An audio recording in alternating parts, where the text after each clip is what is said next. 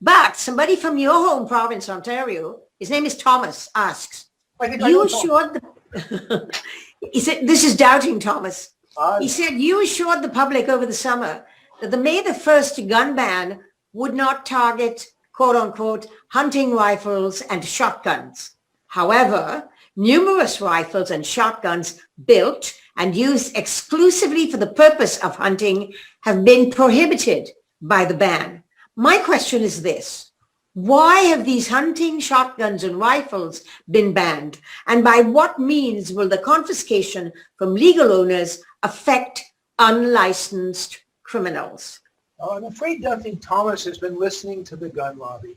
And unfortunately, people who are advocating on behalf of the gun industry, they have a terrible time trying to justify the presence of tactical style assault rifles in our society, weapons that were designed not for hunting or sport shooting, but designed to kill people. They're very efficient for that, and they're the weapons of choice for mass murder. And so we compiled a very exhaustive list of all of those weapons, and we have prohibited them.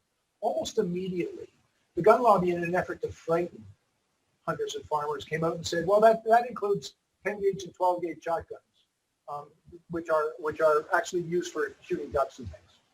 And that was completely false. It was absolute nonsense. You know, the definition of the bore of a 12-gauge shotgun is actually 17.53 millimeters, which is less than the 20 millimeter bore. I don't want to get technical with you, but it was misinformation that was put out to a whole bunch of hunters and farmers who weren't in any way impacted by this. I'll tell you, I've been all across the north and indigenous communities.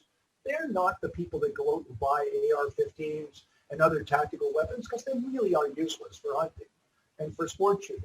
I appreciate some people enjoy playing with them, but that's frankly not much of an argument to make against the value of public safety and prohibiting these weapons. Hedy, these are the types of guns, for example, that were used to kill women in technique. The type of guns that were used to kill the Muslims in prayer in the mosque in Quebec. The type of guns that were used in Moncton and Meyerthorpe and Fredericton to kill police officers and community members. These guns are used in Christchurch, at Sandy Hook, at Park Lawn, in Aurora, all across the world. These are the weapons of mass murder.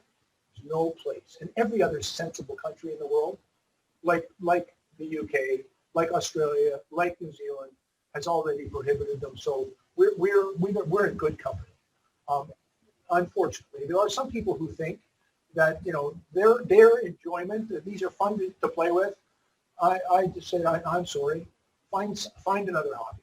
Now, let me also say that we also prohibited the AR-15, which is it's the most notorious of all of the assault rifles that have been used in mass murder around the world. We prohibited that, but we also prohibited because gun manufacturers are kind of clever. They use the frame of that gun and produce all sorts of variants to try to get around the rules. And so they've done that. And now that frame, we prohibited the frame, so it can't be used for any other types of gun. And some of the manufacturers went out and produced a shotgun, for example, using that frame. And the RCMP, quite appropriately, the Canadian Firearms Program said, no, that's included within that prohibition. And so they've included it. But I'm very comfortable. And the weapons that we have prohibited, they are weapons that really have no place in Canadian society. And it's frankly, it's disingenuous, it's dishonest for people to say that these are hunting weapons. They tried to include shotguns, and they tried to include other weapons that are used for hunting. It's simply not true.